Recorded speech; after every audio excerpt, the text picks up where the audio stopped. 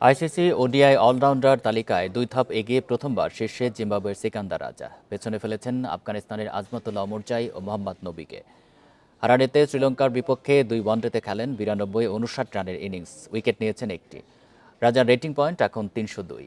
2023 সালে দ্বিতীয় স্থানে উঠেছিলেন। দ্বিতীয় স্থানে নেমে যাওয়া ওমরজয়ের রেটিং পয়েন্ট 296 এবং নবীর 292। 249 রেটিং পয়েন্ট নিয়ে চারেই আছেন টাইগার তারকা মেহেদী মিরাজ।